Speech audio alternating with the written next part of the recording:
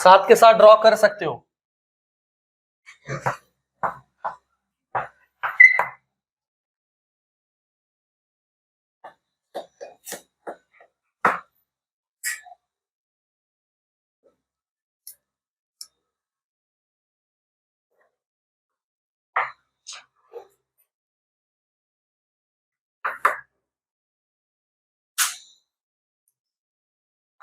हाँ जी, देखो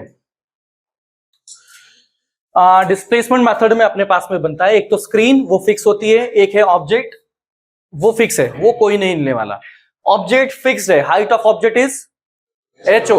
अभी यहाँ पे स्क्रीन है वो फिक्स्ड है, वो कहीं मूव नहीं कर रही, तो ओनली थिंग मूवेबल यहाँ पर कौन है? लेंस है। लेंस इधर उधर सरक के हम देख सकते हैं यहाँ पर इमेज वगैरह बनेगी या नहीं बनेगी। तो यहाँ पर ये अगर मूव करेगा तो नीचे क्या होता है? ये स्केल होता है। Actually this is an experiment, और इस एक्सपेरिमेंट का पर्पस है फोकल लेंथ फाइंड करना। किसकी फोकल लेंथ? इस लेंस की फोकल लेंथ। एक लेंस आपको दे दिया जाएगा, एक ऑब्जेक्ट दे दिया जाएगा और एक स्क्रीन दे दी जाएगी, और थोड़ा सा इधर उधर खिलवाड़ करो इसके साथ में और बोला जाएगा कि बताइए फोकल लेंथ कितनी है। तो इसके लिए क्या करोगे कि मैंने क्या कर दिया कि सर यहां पर कुछ दूरी x जब थी तब पाया कि भाई इसकी वजह से यहां पर कहीं इमेज बन रही है। इरेक्ट बनेगी, इन्वर्टेड? ये देखो ऐसे आ गया, ये ऐसे पोल से आने वाली कुछ इस तरह से ये इंटरसेक्ट कहीं आता जाएगा। समझा ये बात? तो उसकी वजह से बनने वाली इमेज को मैंने क्या दिया, यहां पर कुछ कह दिया, मान लेते हैं H1, और इस दूरी को क्या कह दिया? Y। ठीक है, जरा बताइए ऑब्जेक्ट मूविंग है या स्टेशनरी? स्क्रीन मूविंग या स्टेशनरी? यानी इनके बीच की दूरी कांस्टेंट या वेरिएबल? ऑब्जेक्ट स्क्रीन दूरी कांस्टेंट या वेरिएबल? अभी बताइए यहां पर जो मैंने दूरियां लिखी हैं कौन कौन सी? X and Y. तो बताइए ऑब्जेक्ट एंड स्क्रीन के बीच की दूरी कितना लिखेंगे? तो यहां पर d यानी कि distance between that object and screen वो कितना आ चुका है? That is x plus y. निकालना है फोकल लेंथ, निकालना है फोकल लेंथ। तो अगर x दिख गया, y दिख गया, तो 1/x plus 1/y equal to 1/f कर लेते हैं। लेकिन ऐसा नहीं कर सकते, क्यों? क्योंकि स्केल जो है ये यहां पर मूविंग जो होता है वो मिडिल पोर्शन में होता है। x की वैल्यू हम एक्सपेरिमेंट में कैलकुलेट नहीं कर सकते, यहां पे स्केल नहीं है, मूविंग है वो इस रीजन में है। तो जहां स्केल होगा तो पता कर सकते हैं, जहां स्केल नहीं होगा तो पता नहीं कर सकते। तो x की वैल्यू कुछ ना कुछ होगी, मुझे नहीं पता। यहां पर अपने पास में क्या चीज चाहिए? आंख। इसको मूव किया, इसको मूव किया, इसको मूव किया, इसको मूव किया, तो अपन क्या करेंगे? जैसे ही मूव किया तो वहां पे ब्लर इमेज बन रही है। इसका मतलब थोड़ा सा और मूव करवा, और मूव किया, और मूव किया, और मूव किया, तो ब्लर इमेज बन रही है। तो एक पॉइंट ऐसा आ जाएगा जहां पे वहां पे एकदम क्रिस्टल क्लियर इमेज बन जाएगी। तो इसका मतलब वो फाइनली ये क्लियर इमेज बना रहा है। तो मान लेते हैं जब क्लियर इमेज बनाया तो ये दूरी पता नहीं मुझे, मैंने मान लिया x। ये दूरी मुझे नहीं पता, मैंने मान लिया y। और ये कैपिटल D यानी कि इन दोनों के बीच की दूरी मुझे पता है, क्योंकि वो तो सेटअप तो मैंने किया। यानी कि x plus y equal to क्या होना चाहिए? कैपिटल D होना चाहिए। समझा ये बात? अब क्या करते हैं, ऑब्जेक्ट कितनी दूरी पर था? ऑब्जेक्ट था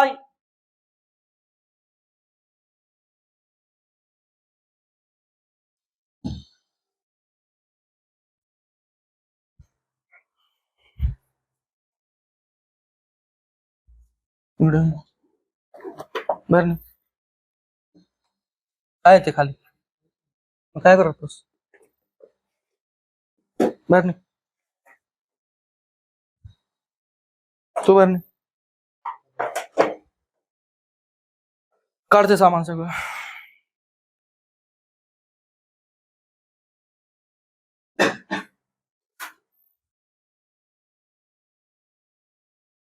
काय करत होता खाली?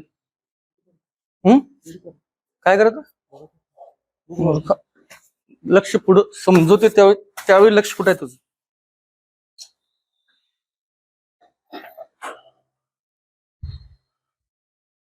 हाँ भाई, तो देखो ऑब्जेक्ट और स्क्रीन इनके बीच की डिस्टेंस कांस्टेंट या वेरिएबल? Known unknown? नो। ठीक है, x known unknown? Unknown. Y unknown. लेकिन ये जरूर कह सकते हैं एक्स जो कुछ भी होगा, वाई जो कुछ भी होगा, x plus y equal to capital D होना चाहिए। दूसरी बात मैं क्या बोलता हूं कि ऑब्जेक्ट रखा है x दूरी पर तो इमेज बन गई y दूरी पर। अगर ऑब्जेक्ट रखा होता इस साइड पर, लाइक लाइट रे ऐसे आई, कुछ ऐसे चली गई, तो ऑब्जेक्ट अगर यहां रखा होता तो इमेज कहां बनती रही? x दूरी पर। लाइट रिट्रेस कर लेगी अपना पाथ। समझा क्या ये बात? कि अपने पास में अगर मान लेते हैं, मैंने लेता हूं एक लेंस ले लिया, मान लेते हैं उसकी फोकल लेंथ 20 सेंटीमीटर, ऑब्जेक्ट रखा है 30 पर तो इमेज आ जाती है 60 पर। याद है? ऐसे कई सारे सवाल किए अपन ने कि फोकल लेंथ 20, ये बहुत बार डेटा यूज होता है, फोकल लेंथ 20 चाहे मिरर हो चाहे लेंस हो, फोकल लेंथ 20, ऑब्जेक्ट रखा है 30 पर की दूरी पर तो इमेज कितनी दूरी पर? 60 पर आ जाती है। अगला सवाल, ऑब्जेक्ट अगर 60 पर रखा है तो आप पता कर लेंगे तो वो 30 पर आ जाता है। इसका मतलब ऑब्जेक्ट अगर x पर है तो इमेज बनी है y पर, तो उल्टी बात, ऑब्जेक्ट अगर y पर है तो इमेज बनेगी x पर। इसका मतलब अब मैं क्या करता हूं, ऑब्जेक्ट तो मूव नहीं कर सकते, स्क्रीन मूव नहीं कर सकते, लेकिन लेंस को सरका सकते हैं। मैंने लेंस को सरका के मान लो यहां ले आया और चाहता हूं वहां इमेज बन जाए, तो बताइए ये दूरी कितनी होनी चाहिए? और ये वाली दूरी, समझा ये बात? इस एक्सपेरिमेंट में दो लेंस नहीं है, एक ही लेंस की दो पोजीशन है।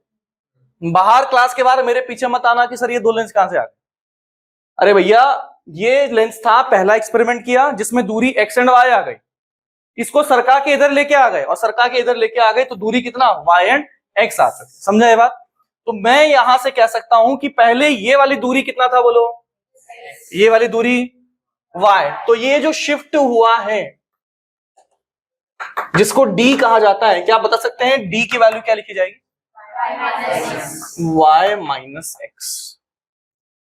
Capital D known, small d experiment की मदद से हम बता सकते हैं, इसको सरकाया कितना उसके हिसाब से बता सकते हैं।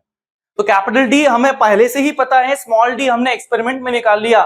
तो अगर हम देखें इसको तो अपन लिख सकते हैं 1/f is equal to 1/v minus 1/u।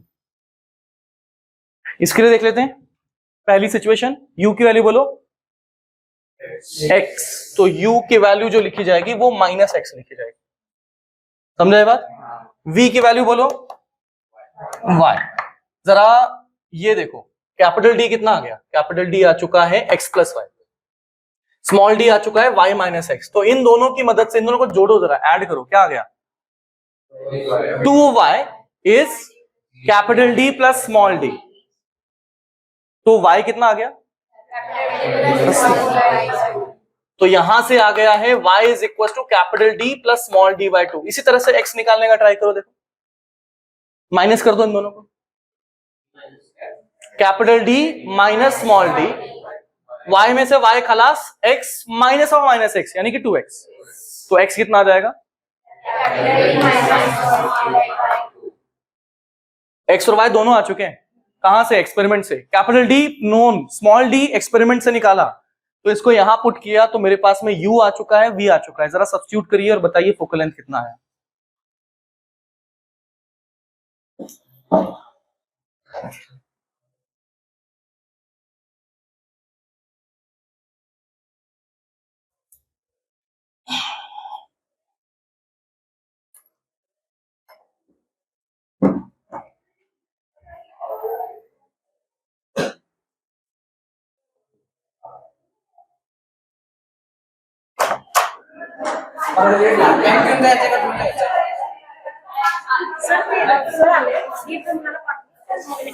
झाले सगळे तर रेडी आहे, ठीक आहे मग बताऊ देना।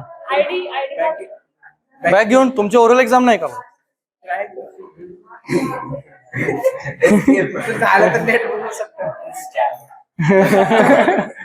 तुमचा बॅग कुठे? मी तर ठेवून जा की। हा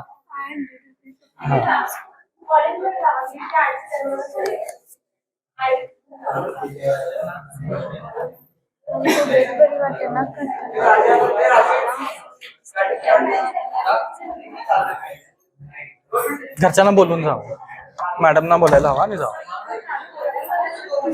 हॉस्टेलची। हा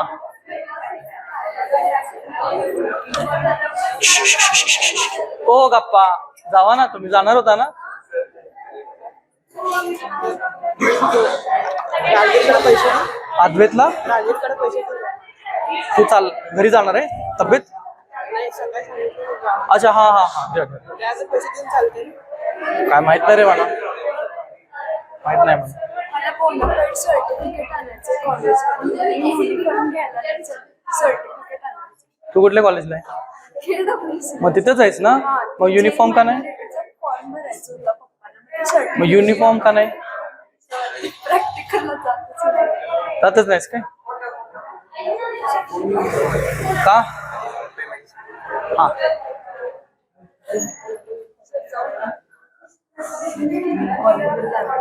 का जाणार नाही बसलायस नाही पैसे प्रॉब्लेम आहे अच्छा घ्यायला हा हा हा चालेल 11वी साठी आहे 12वी साठी नाही हा. बघ ट्राय कर तसं जर नाही जमलं काय म्हणते तर मग घ्या परत आता राहू दे आता राहू दे सांगते सगळ्यांनी सांग सगळ्यांना सांगते बाकी. हा त्यांच्या घरच्याला बोला नाही जाऊ द्या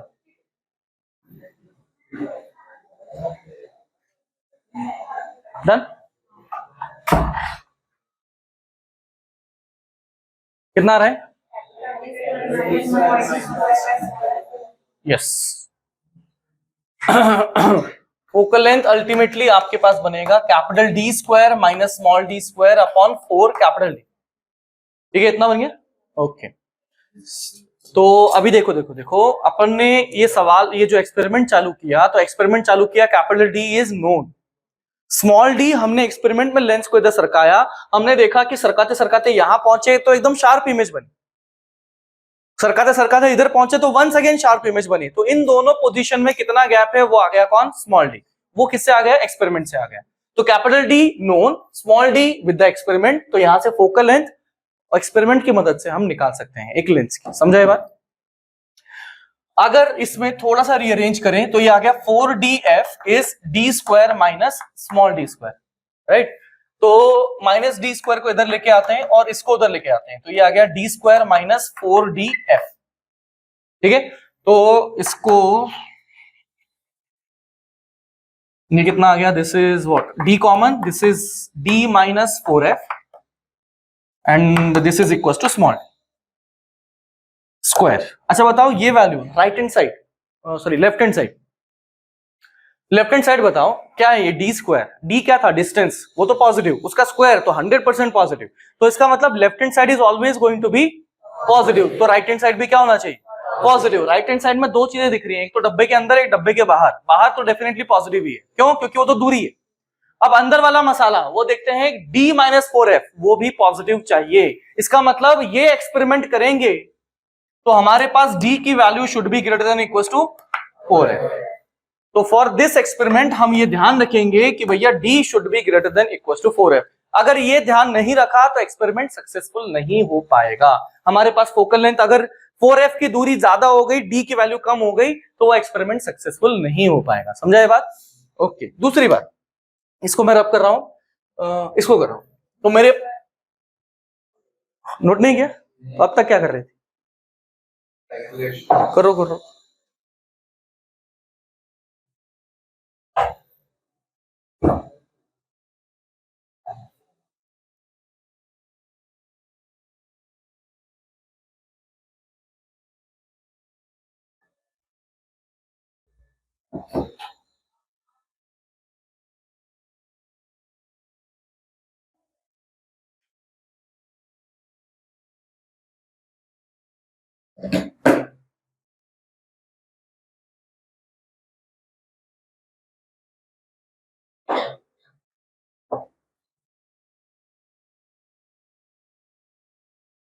यूसुफ क्लास के बाहर मिलना मेरे से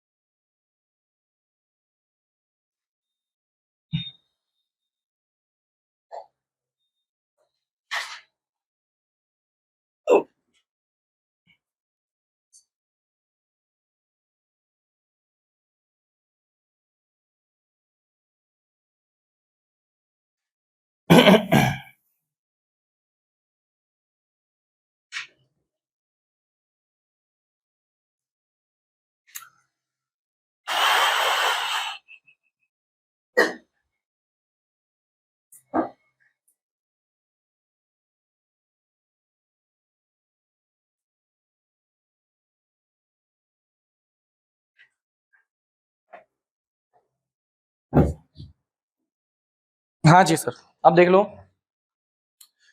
पहला वाला लेंस ऑब्जेक्ट यहां कहीं था। हेलो, लेंस ऑब्जेक्ट यहां कहीं था, ऑब्जेक्ट मिटा दिया मैंने। तो लेंस और ऑब्जेक्ट अगर यहां था तो दूरी कितनी थी? वो x थी। और इमेज की एंड लेंस की दूरी कितनी थी? y। ठीक है, दूसरी बार लेंस ऑब्जेक्ट दूरी y और बाद में ये इसकी इमेज की दूरी x। जरा बताइए दोनों सिचुएशन में u की वैल्यू सेम है कि अलग है? एक बार तो कितना आ गया था x और दूसरी बार y। अच्छा बताइए दोनों सिचुएशन में v की वैल्यू सेम कि अलग? अलग। तो बताइए v बाई यू दोनों सिचुएशन में सेम कि डिफरेंट? डिफरेंट। तो मैग्निफिकेशन सेम कि डिफरेंट? डिफरेंट। मैग्निफिकेशन अगर डिफरेंट है तो बताइए height of image in both the cases same होगा कि अलग होगा? तो मैंने H1 तो बनाया पहली बारी के लिए, तो H2 बनाना पड़ेगा मुझे दूसरी बारी। समझा ये बात? तो मैं यहां से निकालता हूं H2 अपॉन HO, यानी कि बाद वाला मैग्निफिकेशन, बाद वाले में जो दूरी थी वो ये रही। ये वो कितना लिखेंगे रे? Minus Y. और v कितना लिखेंगे? तो x अपॉन माइनस वाई। अच्छा इसी तरह से लिखते हैं H1 अपॉन HO, बोलो क्या लिखेंगे? ये रहा, ये u की वैल्यू माइनस एक्स, v की वैल्यू y, तो ये आ जाएगा y अपॉन माइनस एक्स। एक बार मल्टीप्लाई कर लेते हैं। तो H2 upon HO, H1 upon HO is equal to क्या हो जाएगा?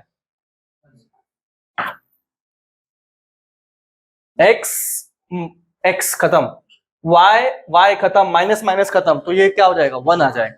तो यहां से आ गया H1 H2 इज HO का स्क्वायर, यानी कि HO is equal to under root of H1 H2। तो सीधा सीधा डेटा दे दिया जाएगा कि इमेज बनी है पहली बार इतनी साइज की, दूसरी बार इतनी साइज की, ऑब्जेक्ट की साइज बताओ।